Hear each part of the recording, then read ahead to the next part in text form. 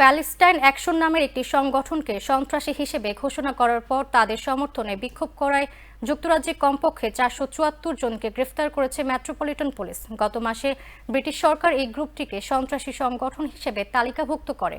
পুলিশের বরাত দিয়ে বিবিসির প্রতিবেদনে বলা হয়, যুক্তরাজ্যে ফিলিস্তিনিদের অধিকার নিয়ে কাজ করা প্যালেস্টাইন অ্যাকশন নামের একটি গ্রুপকে নিষিদ্ধ করার প্রতিবাদে লন্ডনের ওয়েস্টমিনস্টারে পার্লামেন্ট স্কয়ারে এই বিক্ষোভ অনুষ্ঠিত হয়। ডিফেন্ড আওয়ার জুরিস নামের একটি ক্যাম্পেইন গ্রুপ এই বিক্ষোভ আয়োজন করে। ব্রিটিশ বার্তা সংস্থা রয়টার্সের খবরে বলা হয়, সামাজিক যোগাযোগ মাধ্যম এক্সে পুলিশ জানিয়েছে, পার্লামেন্ট স্কয়ারে জড়ো হয়ে বিক্ষোভকারীরা হাতে প্লেকার্ড নিয়ে প্যালেস্টাইন অ্যাকশনের পক্ষে সমর্থন জানানোয় তাদের গ্রেফতার করা হয়েছে। বিবিসি জানায়, বিক্ষোভের শুরুতে পার্লামেন্ট স্কয়ারে 500 থেকে 600 জন ছিলেন। তাদের মধ্যে অনেক দর্শক, সাংবাদিক ছিলেন। আবার এমন অনেকে ছিলেন যাদের হাতে প্যালেস্টাইন অ্যাকশনের সমর্থনে কোনো প্লেকার্ড ছিল না। তাদের মধ্যে নিষিদ্ধ সংগঠনটিকে সমর্থন করার অভিযোগে স্থানীয় সময় সন্ধ্যা 6টা নাগাদ 365 জনকে গ্রেফতার করা হয়।